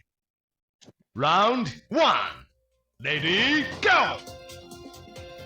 Mula naman sa Cabanatuan City, Nueva Ecija, nakatanggap ang pulisya ng Nueva Ecija ng military reinforcement nitong Sabado upang mapalakas ang mga hakbang sa seguridad sa buong lalawigan para sa halalan Mayo 12. Sa isang send-off ceremony ng Nueva Ecija Police Provincial Office, ipinasa ni Lieutenant Colonel Ryan Joseph Cayton, Commander ng 70 Infantry Battalion ng Philippine Army, ang 7 X-Squad na binubuo ng 66 na sundalo kay Colonel Ferdinand Geronimo, ang direktor ng pulisya ng lalawigan. Ang mga tropa ay magsisilbing mga persa ng pagpapalaki na sumusuporta sa mga pagsisikap ng pulisya na mapanatili ang kapayapaan at kaayusan bago at sa panahon ng araw ng halalan. Ang presensya ng militar ay naglalayong magbibigay ng mabilis na kakayahan sa pagtugon sa kaganapan ng mga kaguluhan na may kaugnayan sa halalan. Ang nakumpleto na namin ang yugto ng paghahanda at ngayon ay pumapasok na sa yugto ng pagpapatupad, sabi ni Geronimo sa kanyang mensahe. Ang huling kahabaan na ito ay ang pinaka-critical dapat nating ibigay ang lahat upang matiyak ang isang mapayapa at kapanipaniwala na halalan. Pinalalahanan din ni Geronimo ang lahat ng opisyal, kapwa pulis at militar na manatiling apolitical at mahigpit na sumunod sa mga prinsipyo ng profesionalismo at neutralidad na buong kanilang deployment. Ang deployment ay dumating sa gitna ng pinaigting na paghahanda sa seguridad sa buong bansa, habang ang mga ahensya ng pagpapatupad ng batas ay naghahanda para sa mga potensyal na hotspot at insidente na maaaring makasira sa integridad ng proseso ng halalan. Alas 10:30 ng umaga. Ito ay hatid ng KBS RMM News. Radyo na dyaryo pa. Samantala, tuloy-tuloy lamang ang ating mga balita. Army Executive nananawagan para sa pagkakaisa laban sa pagre-recruit ng mga kabataan na NPA sa mga urban area. Round 1. Ready, go! Inatasan ng mataas na opisyal ng 302nd Infantry Brigade ng Philippine Army sa Negros Island ang mga magulang at mga kabataan na suportahan ang kampanya laban sa pagre-recruit ng mga estudyante para makiisa sa armadong pakikibaka. Inilabas ni 302IB Commander Brigadier General Joey Escanillas ang panawagan nitong Biyernes. Kasunod ng engkwentro noong Abril 27 sa pagitan ng mga tropa ng gobyerno at mga labi ng New People's Army sa Kabangkalan City, Negros Occidental na kumitil sa buhay ng 7 rebelde, kabilang na nito si John Isidore D. Sopilanas, 26, dating student leader at University of the Philippines, Cebu. Sa isang pahayag, sinabi ni Escanillas sa kanilang kinakailangang bantayan ng mga magulang ang mga aktibidad ng kanilang mga anak ng mga paralan dahil maaaring malinlang na sila ng mga komunista, terorista. Tumatayo tayo at magkaisa para matigil ang pangangalap ng mga kabataan sa mga sentro ng lungsod. Ang aming mga linya ay bukas upang matulungan kang makamit ang hustisya sa pamagitan ng pagsampa ng mga kaso laban sa mga recruiter. Kailangan namin ang inyong tulong dahil hindi namin ito magagawa ng mag-isa, sabi niya. Sinabi pa rin ni Escanillas na mayroon pa ring mga kabataan na sumapi sa NPA sa kanayunan matapos malinlang ng baluktot na ideolohiya. Ang pagkamatay ni D ay resulta ng mapanlinlang at manipulatibong taktika ng communist teroristang grupo. Dapat nating tahasang kundinahin ang kalupitan ng teroristang organisasyon. Ito at panagutin sila sa kanilang mga ginawa, ang kanilang walang kabuluhang pagwawalang bahala sa buhay ng tao ay kasulukuyang suklam, sabi niya. Sa kabila nito, sinabi ng commander ng 302IB na dapat manindigan ang mamamayan sa pamilya, Sopilanas at igalang ang kataimtiman ng pagtanaw ng dating leader ng estudyante na inilarawan niya bilang isang biktima ng mga pamilya ng karapat-dapat na mahabag sa mahirap na panahong ito. Noong mga nakaraang taon, ilang leader ng estudyante mula sa Cebu ang namatay din sa iba't ibang engkwentro sa mga tropa ng gobyerno sa Negros Island. Kabilang na dito si Rachel May Palang, 22 taon, nursing graduate at sa Biles College na napatay sa isang sagupaan sa Negros Oriental noong Setyembre 18, 2008. Nica de la Cruz, 26, journalism, graduate sa University of San Jose, Recolitos, patay sa sagupaan sa Binalbagan, Negros Occidental noong Hulyo 6 noong taong 2022 at Shen Dacalos, 30 taon, dating estudyante ng UP Cebu, patay sa engkwentro sa Ilog Negros Occidental noong Setyembre 14 noong taong 2021. Ang walang kabuluhang dahilan ay kumitil ng maraming buhay. Nilinglang sila ng mga organisador ng grupong komunista, terorista at mga organisasyong sektoral na nagpapatakbo sa mga sentro ng lungsod, sabi ng opisyal ng Army. Hinimok ni Escamillas ang mga kabataang na aakit na sumali sa armadong pakikibaka upang muling suriin ang kanilang mga pagpipilian. Ang mga problema ng lipunan ay hindi malulutas sa pamagitan ng armadong pakikibaka o sa pamagitan ng marahas na paraan. Sa halip, ang positibong adbogasiya ay isa sa maraming solusyon upang matugunan ang mga problema sa lipunan sa bansa. Ilagay ang inyong mga sandata at yakapin ang hinaharap ng pagkakasundo at pag-unlad, sabi niya. 35 minuto makalipas ang ganap na 10 ng umaga. Samantala, tuloy-tuloy lamang po ang ating balitaan. Balita mula sa ibang bansa, World Press Freedom Day. Walang sinabi ang mga mamamahayag sa Gaza na ipagdiwang.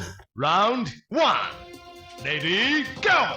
Balita naman mula sa Gaza City habang ipinagdiriwang ang mundo ang World Press Freedom Day noong Mayo 3, ang mga mamamahayag ng Palestino sa Gaza ay nagtitiis ng isa sa pinakamadilim na kabanata sa kasaysayan ng pamamahayag.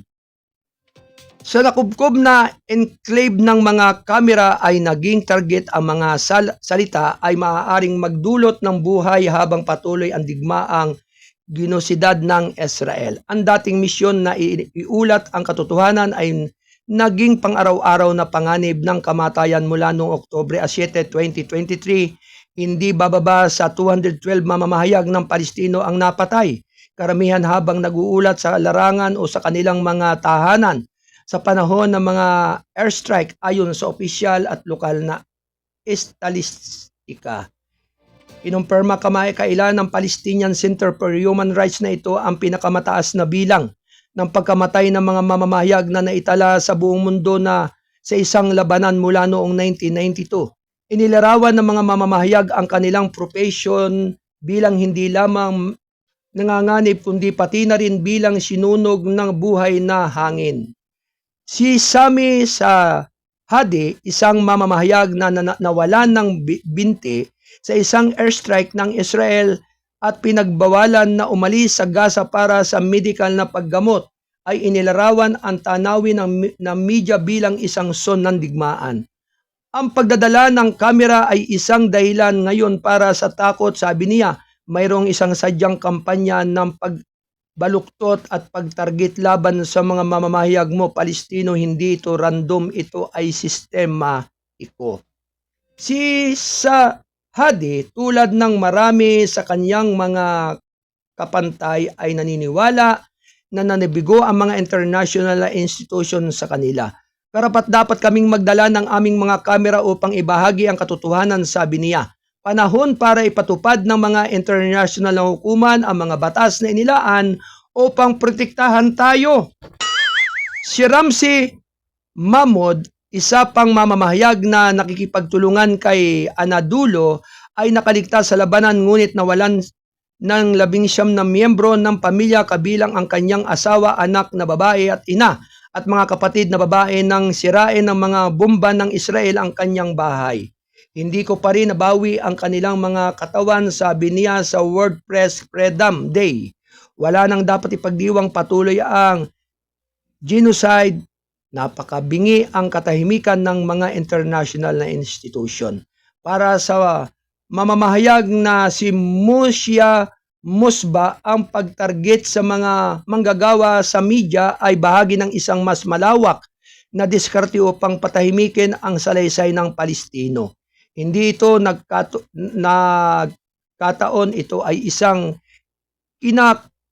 kinalkulan na pagsisikap na alisin ang pindutin, sabi niya, at idinagdag sa kabila nito, nananatiling determinado kaming ipagpatuloy ang aming misyon. Sa isang punto ng pagtitipon para sa mga mamamahayag sa Gaza City, ang batang reporter na si Mohammed Jarbo ay may hawak na mikropono at inulit ang parihong pakikiusap. Nawalan kami ng mga reporter at kameraman sa bawat lalawigan, ngunit narito kami upang ipagpatuloy ang kanilang mensahe. Itigil ang digmaan, ikwento natin ang kwento. Sabi ni Ajit Sunghay, pinuno ng UN Human Rights Office sa occupied Palestinian territory na ang Gaza ay naging isa sa mga pinakamapanganib na lugar sa mundo para sa mga mamamahayag. Sinabi niya sa Anadolu na naniniwala sila na ang Israel ay sadyang pumapatay ng mga mamamahayag sa Gaza upang sugpuin ang pag-uulat mula sa lupa. Iniulat ng Gaza Government Media Office na hindi bababa sa 409 media workers ang nasugatan, 48 ang naaristo at 21 na impluensyahang social media journalists killed. Sinabi rin ng tanggapan ng 28 pamilya ng mamamahayag ang tuluyang nawasak at 44 na bahay na pag-aari ng mga media professional ang nasira o nawasak. Ang tinatayang pagkalugi na sa sektor ng media ng Gaza ay umabot na sa 400 milyong US dollar kabilang ang pagkawasak ng mga ahensya ng balita, kagamitan sa pagsasaimpapawid at mga sentro ng pagsasanay. Ang mga ito ay hindi random na mga insidente, sabi ni Ismail Al-Tawadta, direktor ng tanggapan ng media. Ito ay isang inalkula na kumpanya upang buwagin ang sektor ng media at patayin ang mga tinig na nakadokumento ng genocide. Sinabi ng Palestinian Center for Human Rights at iba pang mga organisasyon ng karapatang pantao na ang mga pag-atake ay bumubuo ng mga krimen sa digmaan sa ilalim ng Rome Institute ng International Criminal Court. Ang mga mamamahayag sa Gaza ay nananawagan sa international na komunidad para sa pangunahing protektahan o proteksyon legal sa proteksyon ligtas sa mga tol na komunikasyon, proteksyon na kagamitan at higit sa lahat, ang karapatang mabuhay at magulat ng malaya. Habang ang 2.4 milyong Palestino sa Gaza ay nagtitiis ng gutom, uhaw at walang humpay na karahasan, ang mga mamamahayag nito ay patuloy na naglakas loob sa frontline, hindi lamang upang sabihin sa muyo.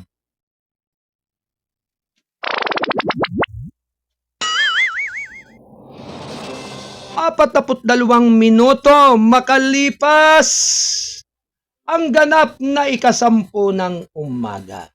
Ito ay hatid ng balitang kasado, ang payagang balansi at totoo, National Newspaper. Yan ang kabuuang mga balita mula sa ating bulwagan ng balita ni Studio 1, Studio 2 at Studio 3. At yan ang inihatid sa atin ng balitang kasado, ang payagang balansi at totoo, National Newspaper. Samantala, binabati po natin ng magandang morning ang lahat ng ating mga kababayan diyan sa iba't ibang area ng ating kapuluan. Diyan sa area ng Oriental Mindoro, lalawigan ng Rizal, lalawigan ng Bulacan, lalawigan ng Nueva Ecija. Likewise sa lalawigan ng Rizal, Laguna at Cavite. Yan. At syempre sa ating mga kababayan po dyan sa Batangas, Alae. Magandang umaga po sa inyong lahat. At sumainyo ang kay gandang araw, ngayong araw nga po ng Lunes, Mayo 5. At sabi nga mga kababayan, 7 araw na lamang po at 25 midterm election. Kaya doon po sa may mga sakit po ng amnesia, kapag katapos na ito ay malilimutin na po. Wag naman po sana. Sana po naman mga kababayan ay maalalahanin na, hindi na katulad ng dati. Meron po tayong nakapanayam at nasaksihan sa mga nakalipas. Diyan po sa bayan po ng Taytay Rizal noong panahon ng araw. isang kandidato o nagmamatanda sa isang kandidato ho ng pagkamayora o pagkamayora ng Taytay Rizal ho, yung tiyuhin niya. O, tiyuhin niya. Hindi na po natin babanggitin ang pangalan ho. Noong una, nung kasulukuyang sila nangangampanya, kilalang-kilala lahat ang mga taong tumutulong sa kanila. Yung pong mga sabi ngay nagboluntaryo o inalok nila ng posisyon na kapag nanalo na ang kanyang mayor, ay bibigyan niya ng mga posisyon para sa munisipyo yung mga taong iyan. Pero alam po niyo mga kababayan, ang nangyari po doon, noong manalo na yung kanyang mayor, o yung babae po ay talaga pong hindi na po makilala ng taong iyan kung sino itong mga taong kanya napangakuan. At hindi na rin po kilala at tatanda yung mga pangalan. O, talagang sabi nga po madalas po natin niyan na nababanggit at nararanasan din po nung iba. O, nating mga kababayan na pagdating po sa politika ay talagang yan pong politika ay bat-bat po ng napakabulaklak na pananalita. Kahit nga po yung tala o bituin ay talagang kayang-kayang sungkitin para ibigay doon sa taong napangakuan. Kaya sana naman po ay yung mga ganong pangyayari mga kababayan ay huwag na naman sana pong maulit-ulit kahit kailan dahil kawawa naman po yung mga kababayan na umaasa po doon sa sinasabi po natin na yung kanilang kailangan na kaya po niya kayo ihahalal, kaya po niya kayo tinulungan, ay para matulungan nyo rin po siya pagdating ng panahon. At yung mga araw na kailangan din nila yung inyong tulong, lalong-lalo na po sa kaayusan ng kanilang lugar, alinsunod po doon sa ikangay simple nilang mga kailangan para sa inyo. Sapagkat yan nagagawa lamang po ng mga taong sabi nga may lakas at may kakayahan para ibigay yung talagang sabi nga yung kanilang pag-aaruga na kapag dating ng oras na sila'y nagwagi na at nanalo ay talagang kanilang susuportahan yung pangailangan ng tao na lumalapit po sa kanila. Kaya sana naman po ay wag naman po sana mangyari mulit-muli sa iba pa yung naging karanasan po nung iba. Kaya nga po pinagbawal na rin po yung pamamahagi ng mga isabi nga mga vote buying at saka yung mga money laundering talaga Diyos na mahabagin. Kaya sabi nga po talaga yung mga money-maning iyan o mga bagay na kailangan ninyong isuhol o ibigay doon sa mga botante, yan po ay matinding ipinagbabawal po ng ating COMELEC, yung pong kayo'y mamigay o mamudbud ng anumang material na bagay, lalo na po yung isalapi para sa mga botante. Lumilitaw po na kayo ay lumalabag po doon sa election code Kaya kinakailangan po talaga kung talagang kayo ay may puso, kayong mga kandidato, pagdating na po kayo ay nanalo na at kayo ay nakapanumpa na at nakaupo na po kayo sa inyong pwesto, alalahanin po naman ninyo yung inyong naiusal doon sa entablado ng inyong pangampanyan na yung inyong mga ipinangako sa kanila na sila inyong tutulungan pagdating ng oras na kayo nakapwesto na, tuparin ninyo, huwag salita lang. Kaya sana naman po sa ating mga minamahal na mga kababayan, huwag naman po sanang maging bias ang lahat, kahit sa kanino man. Sapagkat yan po ay napaka-importante at napakahalaga po para sa lahat ng ating mga libu-libong mga kababayan na umaasa sa inyo na hindi nyo po sila pababayaan sa oras ng kanilang mga pangangailangan sa pagdating ng panahon. Na kayo po ay nagwagi na sa inyong pwesto na inyong pinangarap. At sabi nga po, ibalik naman ninyo po ng mahusay yung inyong naipangako at kayo naman po ay tinulungan nila upang kayo po ay makarating doon sa lamisa o upuan na inyong nilayon o hinangad. Kaya naman po sa ating pong mga botante maging mapagsuri po kayo at mapanaliksik. Sapagkat sabi nga po ay mahirap na kayo po ay magkamali para sabi nga huwag ninyong pagsisihan ang lahat ng bagay na kayo rin po ang may gawa.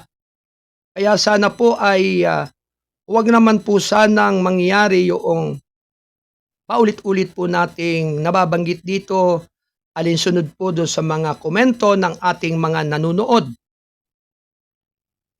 ay atin pong ibigay yung ikangay karampatan na bahagi na kayo ay isang ehemplo o kinatawan na kailanman ay inyong tuparin. Alinsunod po doon sa ikakaayos ng kanilang lugar at sa inyong mga lugar. Ang kailangan po ng ating bansa ay kapayapaan, pagkakaisa at pagsusunuran, alinsunod sa ikabubuti ng ating mamamayan at ng ating sambayanan. Kaya hindi naman puro pisto lamang po yung hahangarin at hindi naman po puro buto yung inyong gugustuhin. Ang kailangan po talaga ma-improve yung inyong lugar, lalo na po yung mga nasa local government, particular yung pong mga nasa national government, yung nasa higher position. Sana naman po ay maiparating po ninyo yung inyong magandang panukala na inyong binanggit at binabanggit ngayon sa kasalukuyan sa mga botante na inyo pong nahikayat na kayo ay ibuto. Kaya sana naman po ay huwag po kayong dapuan ng anumang uri ng sakit na katulad nga po ng sakit na amnesia o Alzheimer disease. So, kaya yan po ang talagang dapat na kailangang tuklasin ng ating mga doctors o ng ating pharmacists na magkaroon po ng gamot para dyan sa sakit na amnesia at Alzheimer disease para po yung lahat ng mga naipangako ay huwag mapunta sa bula lamang. Yan po ay talagang karaniwan na nangyayari sa kanino man. At siya nga po pala, nais po nating batiin ang ating mga butihing mga mayor, Okay, narito po at dumating po yung message, pinababati po. Binabati po namin si Mayor Joric Gacula ng Bayan ng Taytay Rizal. Sana po Kuyang Arnold ay ano ba ito? Okay. Sana po Kuya Arnold ay maibalik po muli ang panunungkulan ng aming butihing Mayor Joric Gacula. Para nang sa gayon po ay tuloy-tuloy na po yung pag-unlad ng Bayan ng Taytay. Maganda. Okay. Alam naman natin lahat, lahat ng mga nagnanais ng mga posisyon, kung sino po yung bihasa at sanay na talagang nagpapaluwal ng magandang pagkakataon sa lahat ng ating mga kababayan, saan man punda ko dito sa ating bansa, ay kinakailangan po talagang yung pong taong maalalanin at matulungin, yan po ang dapat ninyo talagang pukusan at tulungan upang maibalik muli sa kanilang posisyon o sa kanilang panunungkulan. At nang para sa ganon, kung sino po yung napakadali sa inyo at napakaalwan po ninyong lapitan, lalong-lalo na po doon sa kaayusan ng inyong lugar, ay huwag po kayong magdalawang isip para sa kanila. Kailangan po talagang itaguyod ninyo ng nararapat upang nang sa gayon, ay huwag po mabulyaso yung inyong sariling mga pangarap o pangangailangan. Sapagkat sabi nga ang makatutugon po niyan ay talagang yung po mga taong may higit na kaalaman at may kakayahan base doon sa kanilang pagiging public servant sa inyong lugar. Yan. At syempre naman, binabati po natin ang lahat ng mga opisyal opisyal po ng Rizal Provincial Police Press Corps, panguna nga po ng ating Pangulo na Sergeant Major Donato Billones. Likewise, ang Vice President ng RPPC Corps, si Kuyang Wayne Lauson, Secretary Ate Roderica Rivera, Treasurer, Kuya Jerry Acuno, Auditor, Kuyang Alan Bordeos, PRO, si Tukayo, si Kuyang Arnold Paharon Jr. At syempre bilang Chairman of the Board, ang inyong Kuyang Arnold Acebeda Namuco, ang Vice Chairman, Aida Tagikana. Board of Directors, ito'y kinabibilangan ni Kuyang Dan Torbeles, Kuyang Ricardo Lolias Lita, Ate Cora Biernes, Kuyang Erman Patulot, Ate Vicky Custudio, Ate Pau de la Cruz Mohar, si Kuyang Bernie Gamba, Kuyang Mike Francisco at iba pa. Magandang umaga po sa inyong lahat at sumainyo ang mapagpalang umaga ngayong araw nga po ng Lunes. At syempre, binabati rin po natin ng magandang morning si Kuyang Edward, si Kuyang Cap Edward Pante ng Taytay Rizal. Magandang umaga po sa inyong lahat dyan. At sa lahat po ng ating mga kababayan diyan. At syempre, sa lahat din po ng mga taong nakikinig at nanonood ngayong araw na ito ng Lunes. Mapagpalang araw po sa inyo ng araw ng Lunes. Yan. Sabi nga po ay talagang ang araw na ito ay madalisay, bagamat sabi nga'y matindi ang sinag ng araw at mataas ang sentigrado ng init, ay kinakailangan pong pag-ingatan ninyo ang inyong mga kalusugan. Lalo na po doon sa mga paglabas-labas ng inyong mga tahanan, kinakailangan po magdala ng payong o sombrero o jacket man. At kinakailangan po talagang magdamit po rin kayo ng tama, ng naaayon sa init ng araw. Kinakailangan po ay may manggas o may pinakang naka-extension po sa inyong mga braso. Yung pinakamanggas ng inyong damit, hindi po yung naka-spaghetti lamang. Ang mga kababaihan, at yun namang mga kalalakihan ay nakasando lamang, ay talagang matindi rin po kapag kayo ay naging matatag at naging matibay sa sinag at sikat ng araw. Well up sa lahat po ng ating mga taga-subaybay. Pansamantala pong magpapaalam ang inyong abang lingkod upang sabi nga'y kayo ay makapiling muli sa susunod na mga araw sa ating palatuntunan ng gabay at patnubay. At syempre sa lahat po ng ating mga minamahal na mga kababayan, Luzon, Visayas at Mindanao, lalong-lalo na po sa lahat ng ating mga kababayan dyan sa iba't ibang dako ng mundo, hanggang dyan sa naabot ng ating broadcast. At syempre sa ating pong mga correspondent na naririyan po sa area ng United States of America, sa punguna po ni Pastor Gilier Valencia, si Kuyang Gilier Valencia dyan sa Georgia, USA. Kamusta na po kayo dyan? At syempre yung po rin pong ating mga correspondent po na naririyan sa lugar ng buong Asia.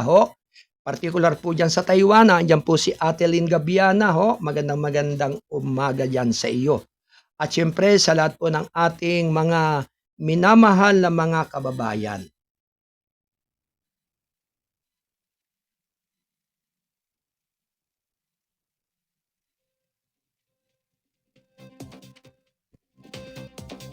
Sa lahat po ng ating mga minamahal na mga kasado patroller, maraming salamat po sa ating nakapiling dito sa ating Studio 1, sa ating technical site na si Ate Del Aldea Santos at Ate Rosemary Padiron Lauson. At ganoon din po sa lahat po ng ating nasa Studio 2 mula sa kinaroroonan ng Kuyang Alan Valenzuela Bordeos at ni Ate Cora Biernes.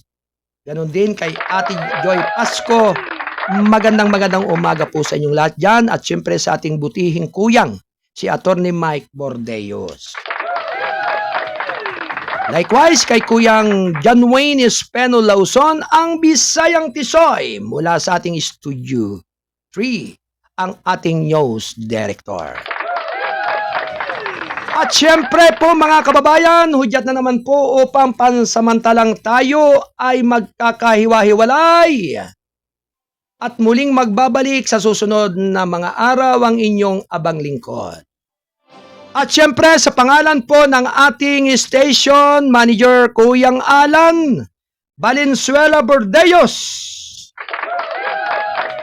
At syempre naman mga kababayan, ako po ang inyong abang lingkod, ang kuya ng lahat, ang Mindorinyong Midnight Boy.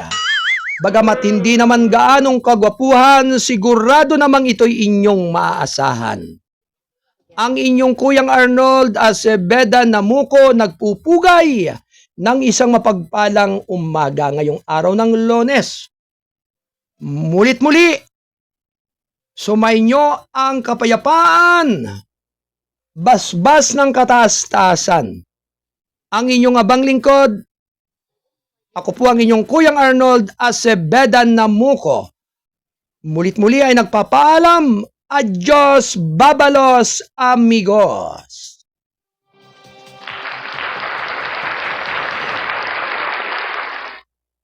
Mulit-muli mga kababayan, bye-bye!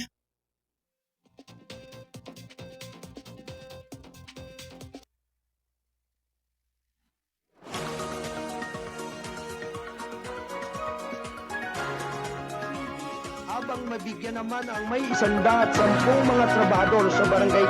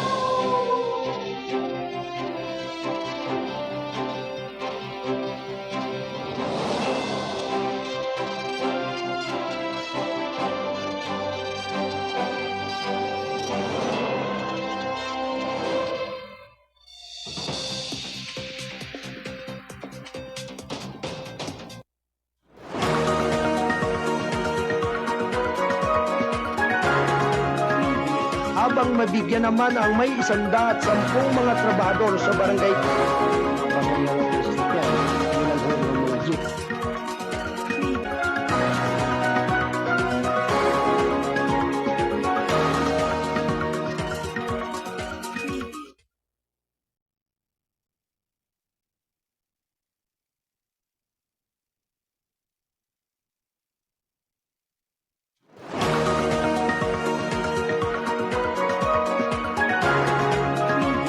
Habang mabigyan naman ang may 110 mga trabahador sa barangay.